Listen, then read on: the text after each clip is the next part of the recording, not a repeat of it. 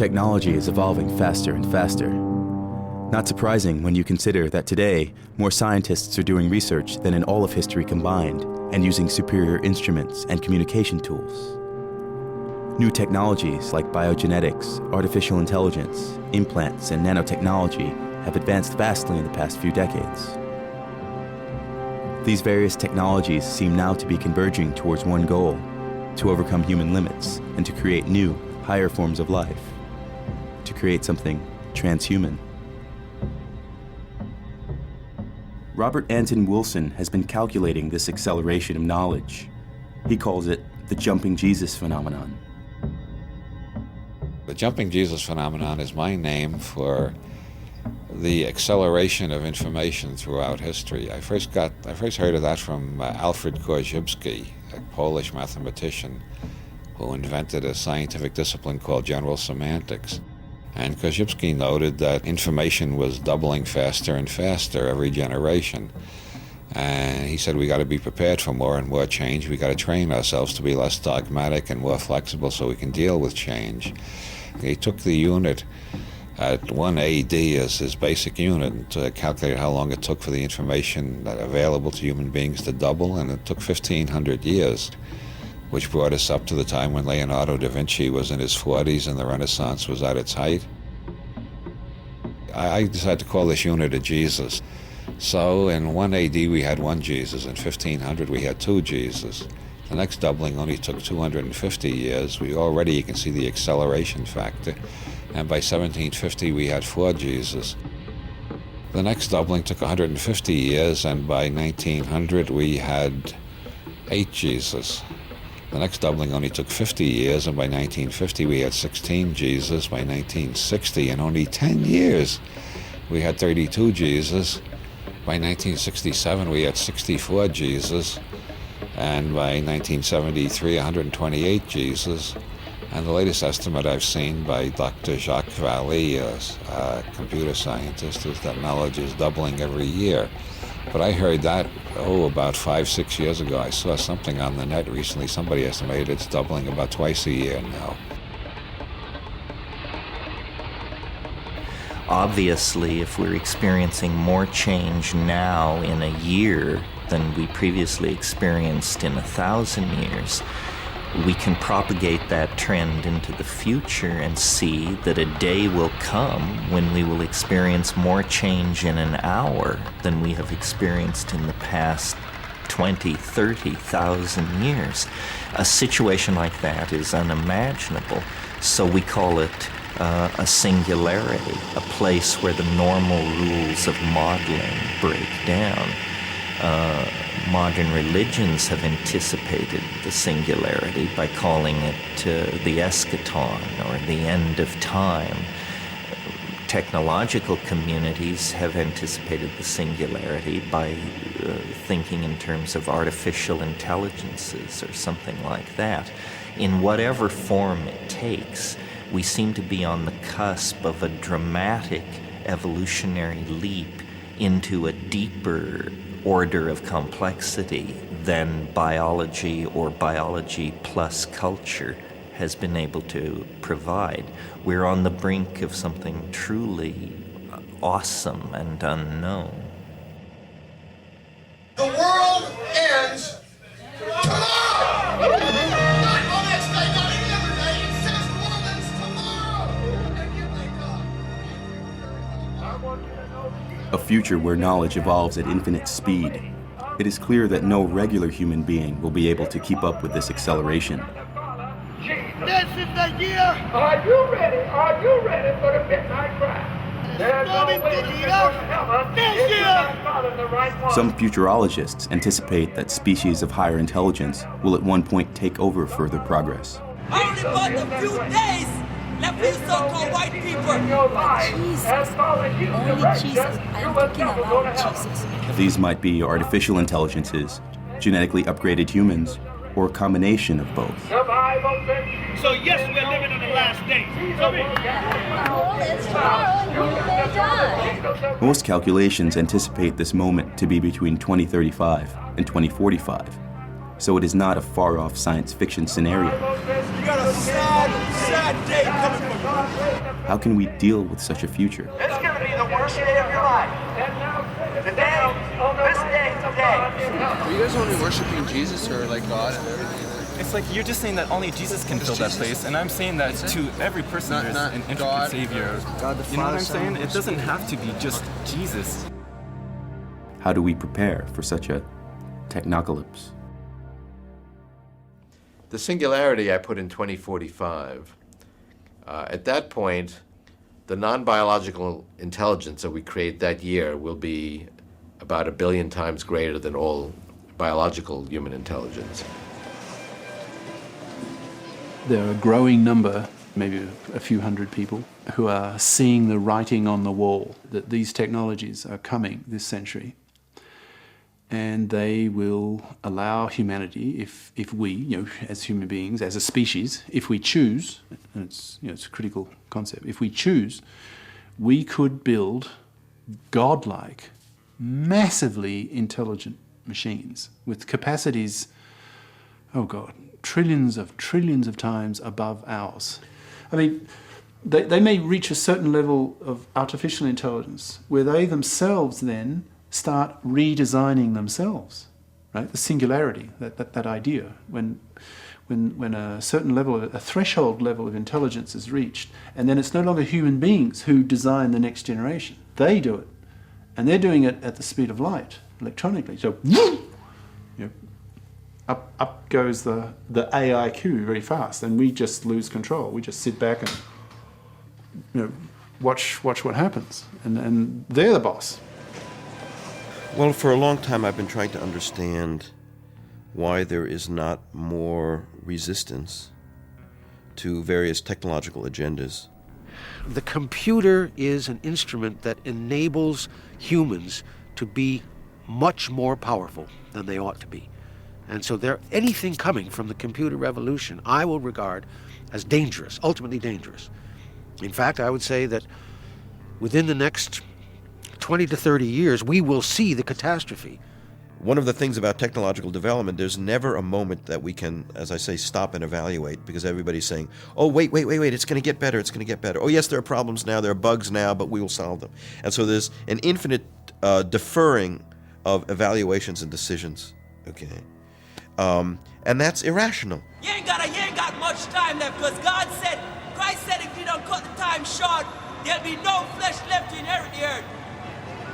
You known as the mad scientist. The accelerating pace of innovation is not only destabilizing, but throws everyone really reeling on the defensive, okay? Well, we call it stress. People are dropping like flies, okay? Part of it is just the anxiety. Is this the way we want to live? Why not slow things down? What's the hurry? I'm not interested in a future where there are post-human beings if I'm not one of them. I want to be there. It's very important to me that I live and thrive in the future, not just to think about some robots taking off into space. I want to be there. They could take advantage of intelligence theory and wire up their circuitry in a way that make them Einstein plus, right? So they could be incredibly smart. They would be like gods to us. Human beings with our puny little brains. There are two things that are infinite: the universe and human stupidity. The human species is one that has a brain that's already too big. And now we have in the computer something that extends the power of that brain almost limitlessly. The machines are not the problem. It's the monkeys behind the machines that need to be addressed. We're all stupid. We don't think very well. We can't remember more than about 7 numbers in a row before our brain gives up. We have very bad short-term memories. We can't think of long chains of reasoning without forgetting where we started. That's all design defects as far as I'm concerned. So is that an enhancement to improve that, or is it repairing a defect? It doesn't really matter. We should be using technology to make ourselves better. I am convinced that these technologists at MIT, in all their fancy laboratories up there and artificial intelligence, are correct when they say that the question in another 50 years will be, whether the machines want to keep us around as pets or not. Who is to say that for whatever reason, sometime in the future, those Artalics may decide, those human beings, the pests, right? They are so inferior to us. They get in the way. They're eating up our resources that we need, whatever, taking up our atoms that we need to go bigger and bigger and bigger. I don't worry, well, I do worry, but I'm not overly concerned about the possibility that they will race ahead of us and, if we're lucky, treat us as pets. I think more likely what's going to happen is that we will become increasingly integrated functionally with our technology, with our computers, with our robots. And rather than it being a them and us situation where they're the ruling class and we're the poor serfs underneath, I think we'll be much more integrated. Well, that is the most tricky question. Are we going to retain the monkey meat? Are we going to hang on to the body and through the body have a connection to the rest of animal nature? Or are we going to become disembodied streams of electrons moving in virtual realities that are contained entirely in circuitry? I think this will probably go both ways. There will be fundamentalists who want nothing to do with technological transformation, and there will be utopians who won't be able to get enough of it. This is probably the moral frontier where we each personally must make a stand. How much of the new technology and its reality redefining qualities do we want to take into our own lives? We will have cyborg bodies, we will have augmented bodies, we will automorph ourselves into whatever vehicle keeps us in existence for the longest period of time with the most pleasure, the least pain, and the most ease, the most elegance. Everything that you need, everything.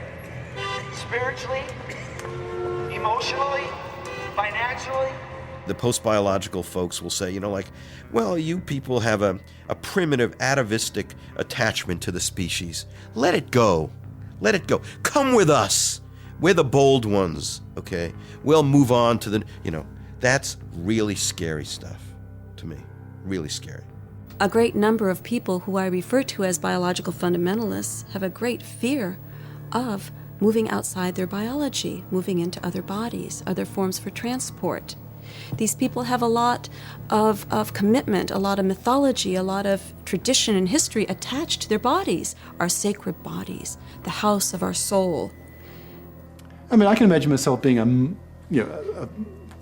moderately modified cyborg. I mean, it'd nice to have my arteries cleaned out, and I'd like to have better memory capacity, and I'd like to be able to learn Chinese in 2 seconds just by going, right?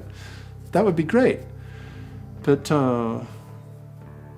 that to me is small beer. That's nothing in comparison to what these godlike, I deliberately use that word, godlike, Artalics could be. Well, it's a philosophical issue as to whether this is still human. In my mind, it's definitely going beyond biology, but I don't define human as just biological.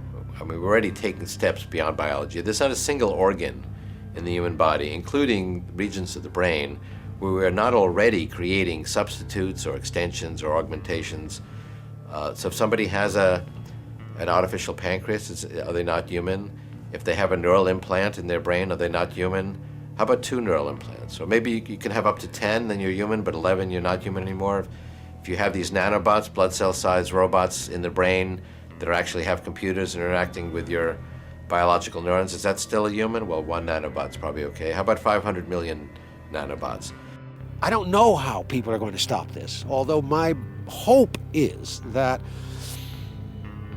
when we effectively destroy half of human life on Earth through one technological mistake or another, or a combination of them, the diseases that we are allowing to come out now, or the poisons that we create, or the global warming, one or another of these things, destroy half the population on Earth. The other half will say, whoa, we've gone too far.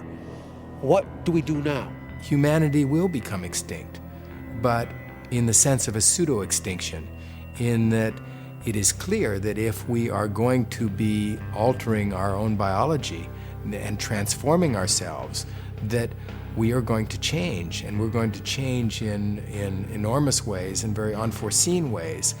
And that means that Homo sapiens, as we know it now, will cease to exist. But that's got to be a form of madness. It's got to be a form of techno-blindness to want the end of the human species, to transform it into a mechanical species. It's a kind of species-side, you know, the destruction of a species, against a kind of, I use the word deicide, a god-killing. If you choose not to build these artefacts, in a sense you're removing the possibility of creating gods. It's a kind of potential death of God, if you like. Now, which is worse? This is suicide. This is ecocide. I think it has begun to sink in, and there are many that would say, stop, we've got to draw a line there. But it can't be stopped, because this is a whole broad front that is moving forward. It's genetics is one aspect of it, computers are another aspect of it, communications are another aspect of it. Everything is changing about life, and it's changing increasingly rapidly. Should we stop it? Should we sort of say, okay, AIQ, artificial intelligence quotient, at this level, we're going to legislate, perhaps even globally. That's the cutoff point. No robot, no artificial intelligence, no artellect, if you like, is allowed by law, by human law, to go beyond that. Do you think that's going to happen? I don't think that's going to happen at all. It's Mr. Technology. He's saying what? Who can bring me down? There is no human, there is no social, there is no governmental control over what these technologies are doing and will do. How are you going to stop trillions of dollars industry in building these godlike machines? You know, the robot industry, like the future Microsofts and Intels and so on in the 2030s, 2040s, I believe will be artificial brain-based and just enormous. There may be enormous political rivalries for the dominant country between China and the US. Now, if that's the case, the development of this artificial intelligence will just keep growing. Even if it goes secret, even if the general population start to really rebel against it, as they get really upset. They are dirty. Try and this far. God always be.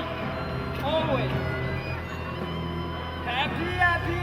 But I think the major reason why it's not going to stop is about half of the population will be ideologically in favor of it going on.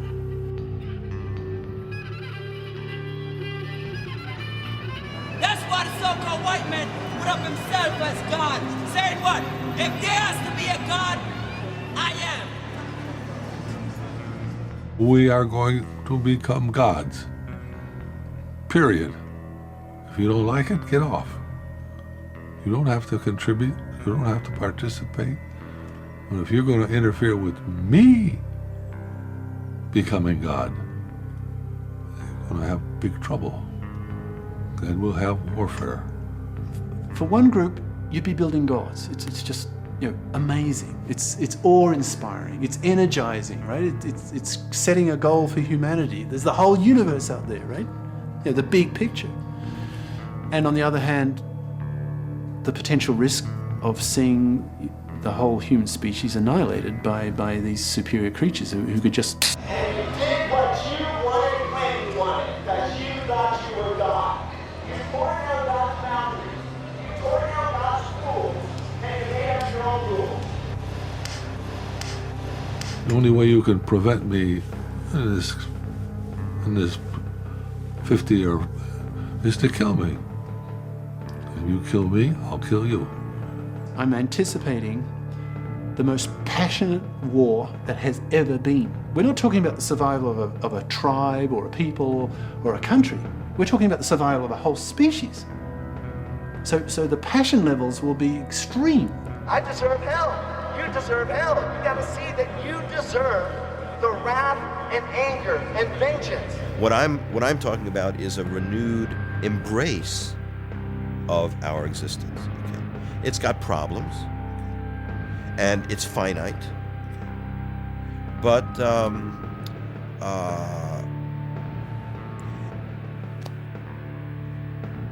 I'm not driven to flight from it. We have to learn humility, species humility. The more I think about that versus that, the more magnificent that becomes, because its potential is just so much greater. Billions of people get wiped out on the cosmic scale as a cosmos, right? If you try to think in those, that's nothing compared to that. But if you can't see that, this is absolutely monstrous. Jesus don't even want to talk to them. Probably most people can anticipate horror. It's a fairly simple concept to understand. You know, people getting killed, people get run over by cars all the time. But you just multiply that by a billion, right? That's relatively easy to understand. That is much harder. It's very exciting because something will happen. Without that, nothing will happen, and maybe we'll have a civilization that lasts for 1 million years and does the same thing every day. And then when the sun gets too hot or too cold, it goes away. So I don't see the point. I don't see the value of anything that doesn't change. You're saying in X number of thousands of years, the sun is going to explode, and so we have to prepare for it now. Okay. And I say, well, okay, that's interesting, but how about preparing for the essentially toxic shock of our planet today? Or if you walk around, you see a lot of people with no housing, no place to live, not enough food. So the explosion of the sun can wait.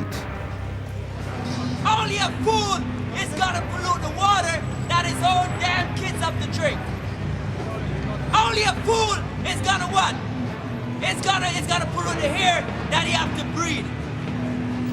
This is a moment in time where for the first time we can truly imagine feeding everyone. I mean, this is something new without precedence. We are able to have more humans. We are able to fight against diseases, childhood diseases, so that there can be more people and they can live longer. And isn't this wonderful? Well, no. Of course it's not wonderful. That's exactly the problem. There are too many people and they're living too long and they're using up the resources of the earth for the human species. One species out of 1 billion species is using up all of the resources for its own material betterment.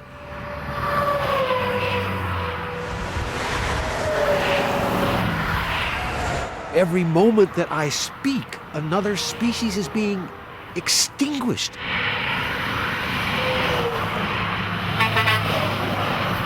We are moving into the unknown, and we see lots of possibilities for catastrophe. And the immediate reaction is, well, we should stop development in some way. And yet we can't. We're on this, this raceway. We can't stop it, because if we try to stop it, it will be completely unsustainable. The human population has risen to a magnitude that could not be sustained without technology.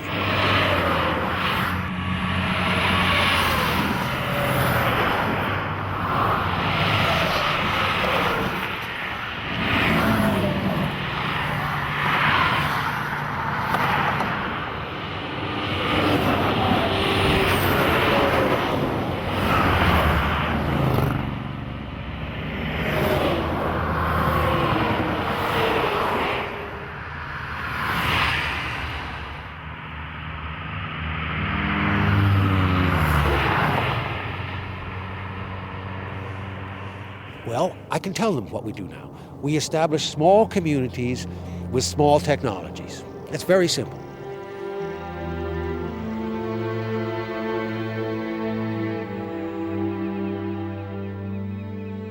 Just as we have today the Amish, who want to stabilize their culture at a late 19th century level of technology, I can imagine a group, I like to call them the humanish, who might want to stay merely human and say, we'll keep our internet connections, but let's not have any brain plugs, let's not upgrade our intelligence, let's just keep things as they are today. That's enough. And if they want to do that, fine, I think they should be quite able to do that. But most of us, I think, will see the advantages of living longer, getting smarter, refining our emotions and our personality. You can't go back and you can't stand still. If the thunder don't get you, then the lightning will.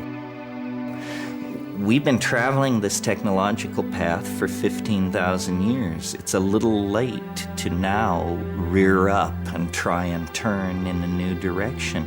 Our hands, our minds were made for the manipulation of matter and the creation of technology. So I embrace it. I think the future is marvelously exciting and bright. We have all these devices. You're a technophobe, you're a Luddite, to silence and dismiss any and all criticism, not only as irrelevant and irrational, but also as irreverent. That if you're critical, you're not being reverent enough. Why is it one of my life goals to raise the alarm, to try to generate this debate? And I don't know if it's a simple answer, but one answer is because I'm so ambivalent. See, if I were 100% cosmist, I would just quietly do my work and not say anything. I just do it, right? Because I want the technology to be there, and the faster it's there, less climbing time, right?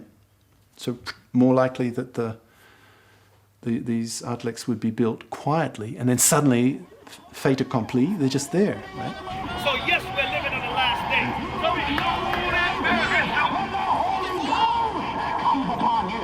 I think we need to downplay the caution and move ahead faster. You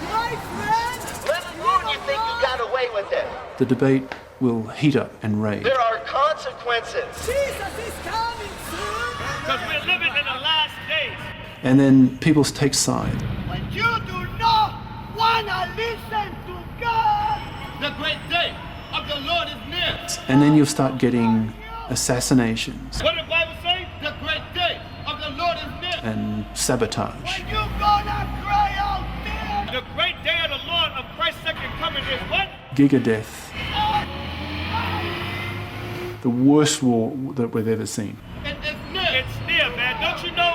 We have to grow up as a people, and the faster we do that, the better it will be for us all. Mr. Technology, God said, read it again. I just feel profoundly schizophrenic on this issue. I hope I'm not screaming. I don't want to scream. Torn. I just wanted to talk. Because it's so horrible and it's so magnificent. Sorry. The great day of the Lord is near. It is near.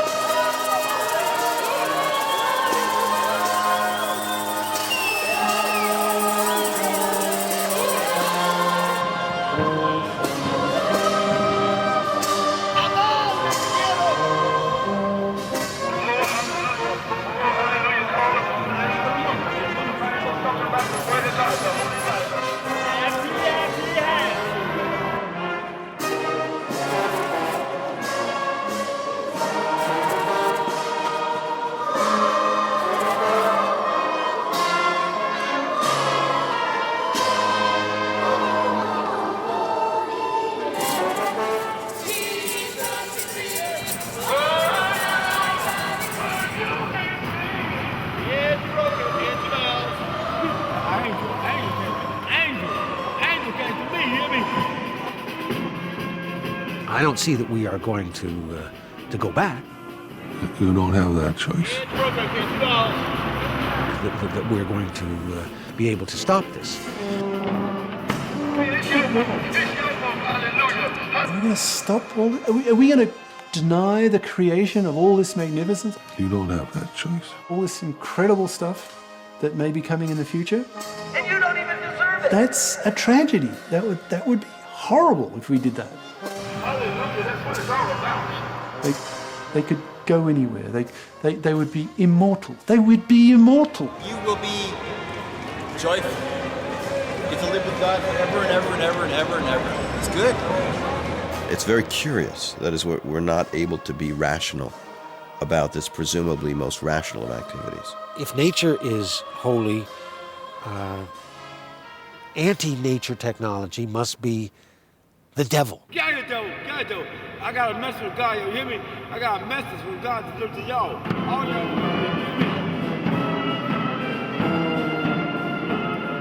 Now the most pressing issue is aging and death, and human stupidity, which makes it so hard to solve problems. So to me, now all the incentive is towards speeding up development. And it could come this very second, suddenly.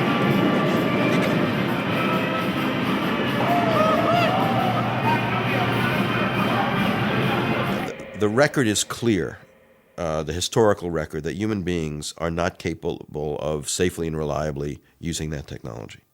The potential for mischief is enormous, okay? And unless human beings somehow reinvent themselves. Look, I think the solution for us today is the same as it was for the Luddites.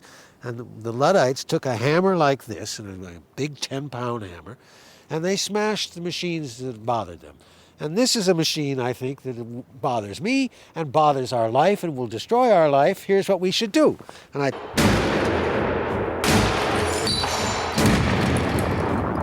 Since 1978, the Unabomber has struck 16 times, killing 3 people and injuring 23. This may be what he looks like.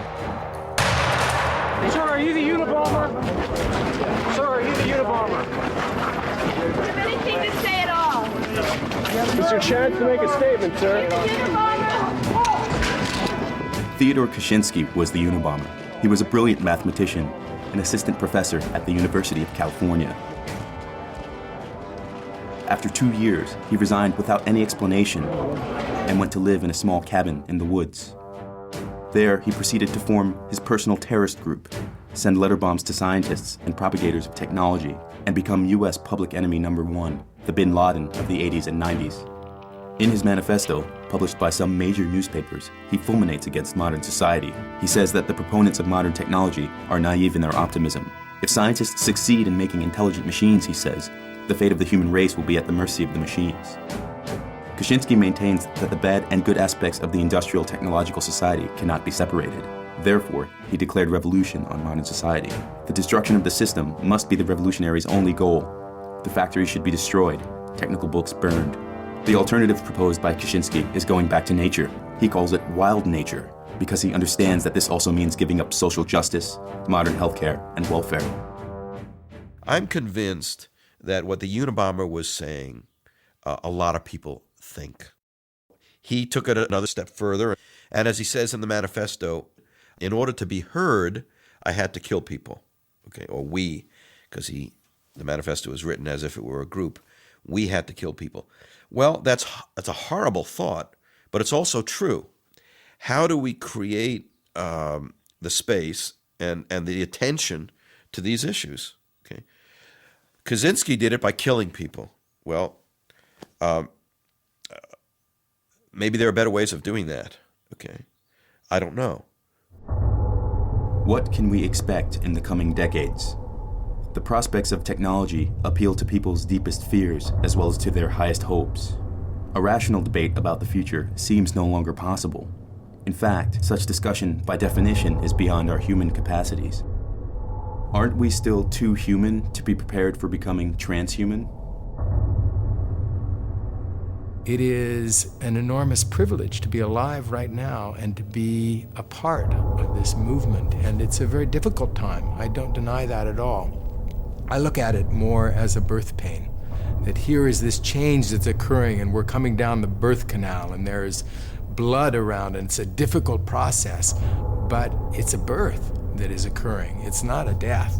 And I think that when future humans look back on this era from several hundred years in the future, they will not remember this time as one when we squandered the resources of the planet, when we destroyed our planet, essentially.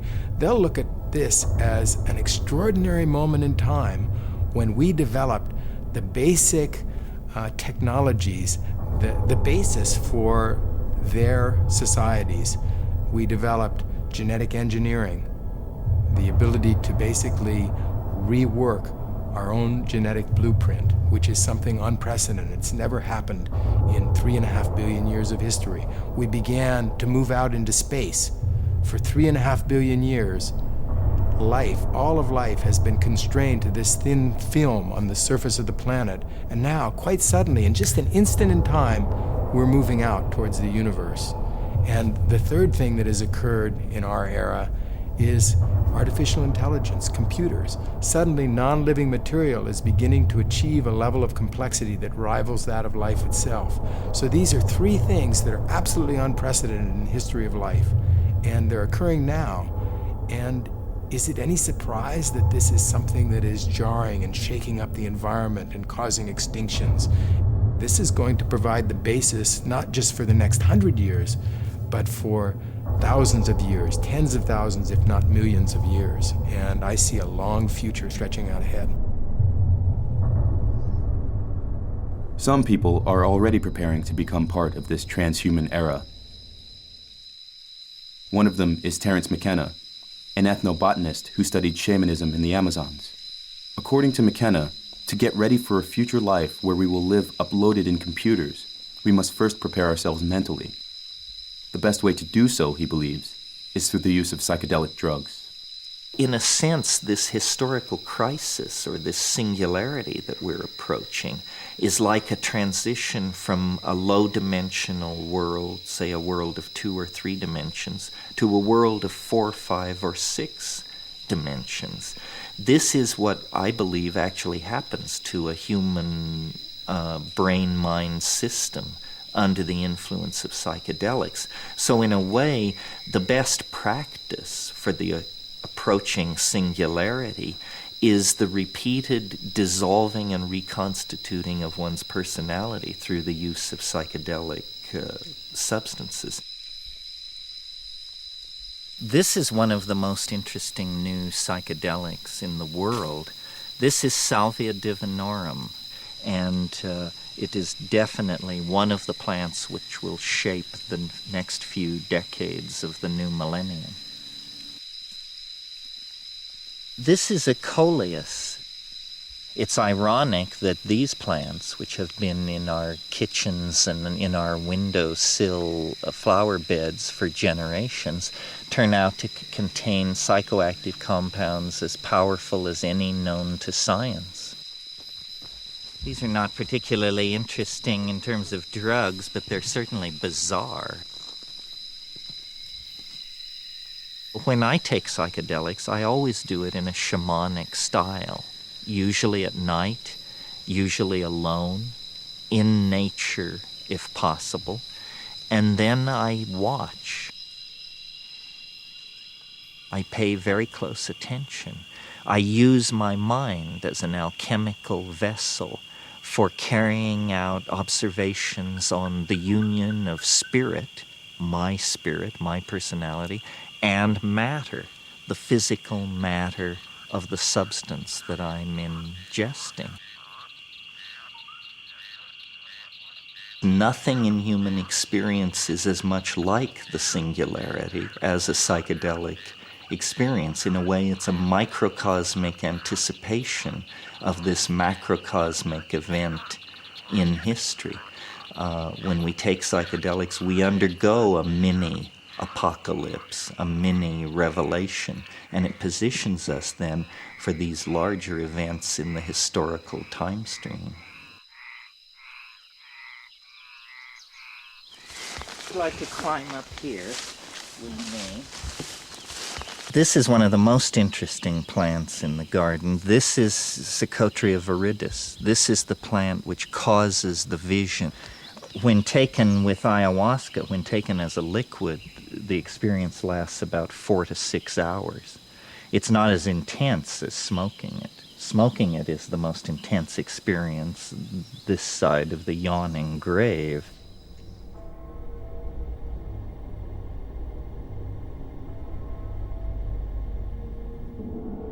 When you can see the future, it is a very difficult thing to deal with the idea that we are, in fact, one of the last generations that will live a normal human lifespan.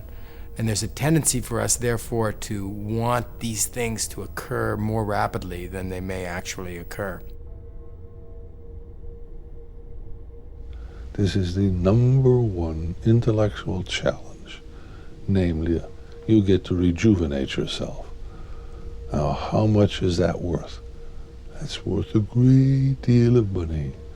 As a matter of fact, when you get people my age, it's worth all the money that they have. I don't think people live long enough right now. It takes 50 years to understand modern mathematics. We're into life extension. Bottom line, we don't want to die. It's not a question of will we, it's a question of when will we have in our hands the interventions at the molecular level, at the genetic level, that will truly extend the human lifespan, perhaps hundreds of years into the future. The only thing that you have to do is stay alive. That is all you have to do. I'm not sure what methods are actually going to work, but if you and I are going to live until those methods become available, we had better do everything that we can to protect ourselves by making sure that we have a healthy lifestyle. And that includes eating the proper foods, taking your vitamins and mineral supplements, and it includes exercise. And everybody needs to have approximately a half hour a day of exercise, and stress reduction, because stress is another way that you can certainly reduce your lifespan. Doing those three things in different ways are a critical part of what I call the bridge plan, the plan or recommendations that you need to adopt in your life in order to bridge yourself from where you are now until the time in which all of these wonderful scientific medical interventions will become possible.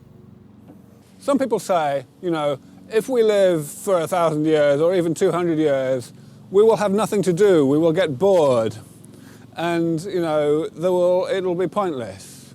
And I say, well, first of all, how do we know?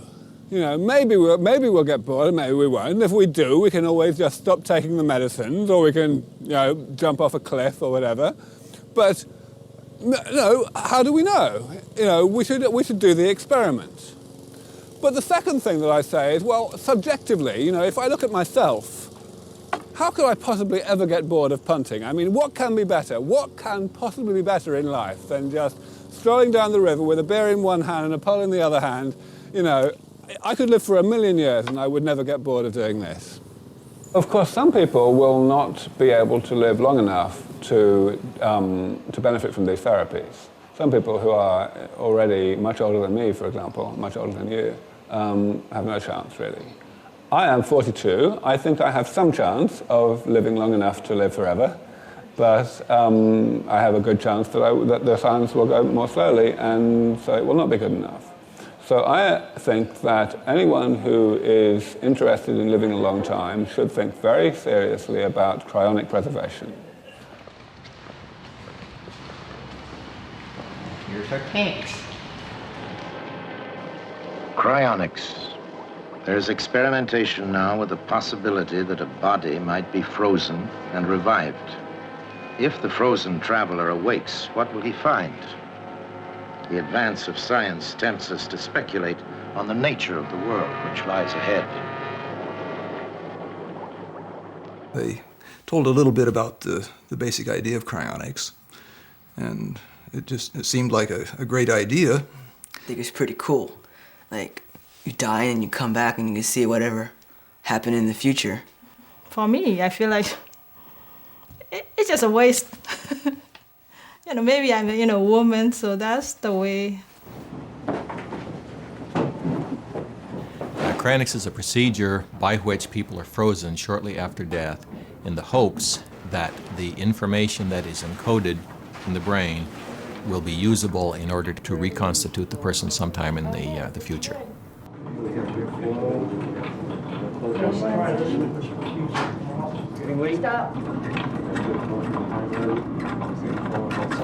Some people currently only have their head suspended. It's a cheaper process. It takes less nitrogen boil off to maintain such a thing. But there could be some arguments that they're losing some part of what they are. It is their belief that future science will be able to develop maybe a new body or an android or something. More and more people only go for the head. Not just because it's cheaper, the process is also easier to control. However, how to recover your body afterwards still remains an open question. But there are many examples in nature to make it seem possible. Some animals, like lizards, have the ability to regenerate a limb after it is lost. But in humans also, when a reasonably small part of the liver is cut off, it can grow back.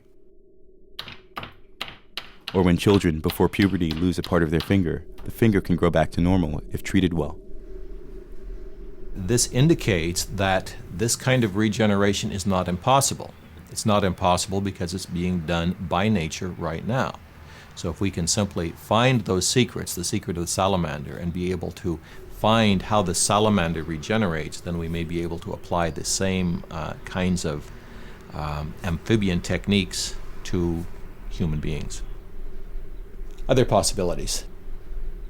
We may have vastly improved bodies. They may be made of metal. They may be much different than the bodies that you're looking at right here. And however, the mind would be the same. And with this mind in a metal body, I might be able to walk around on some of the heavy planets, on Uranus, for example, or on Jupiter. So that is a possibility that's suggested. Another possibility is simply living inside a computer, to where we're living in a virtual world, a virtual reality. And if that's the case, there's certainly no problem with space. We'd be able to cram the entire human race into that computer over there. Anyone making this trip knows that it may be a trip that goes on forever. Anyone making this trip knows that it may be the fact that every single person in suspension, including this dear lady, may never be revived. It's a crapshoot, but we're the only game in town. Ready? Yeah. Go fine. Go fine.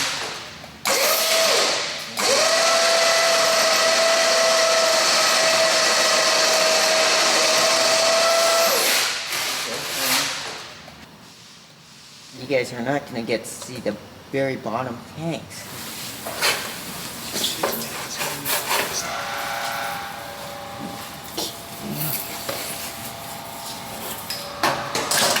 Nah, it's the biological. I think that's the biological. I can tell by the weight.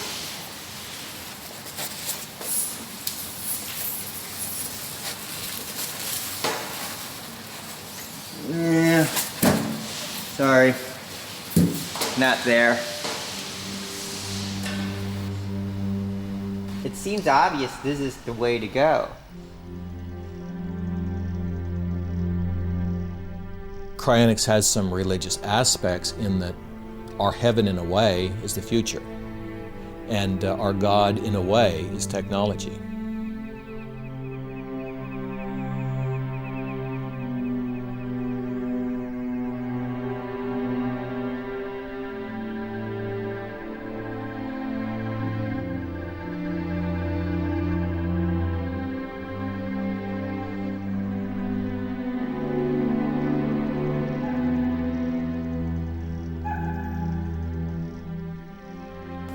One of our associates suggests a program where you send a bunch of volunteers into the rainforest. And the volunteers are not trained people. They cannot tell an endangered plant or animal from anything else. But what they do is they do grab bag fashion. They have shovels and they grab some of this, and they see a plant over here, they grab that, and they get all this kind of stuff. And 99.9% of this is going to be junk, but 1% may be very valuable.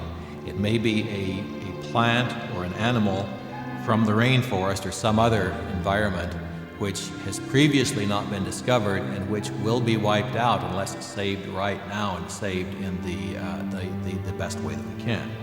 I would love to have whole ecosystems stored in some of the vaults that the American Cryonic Society is constructing in out-of-the-way places in order to time machine forward some of the library of life from the 20th century.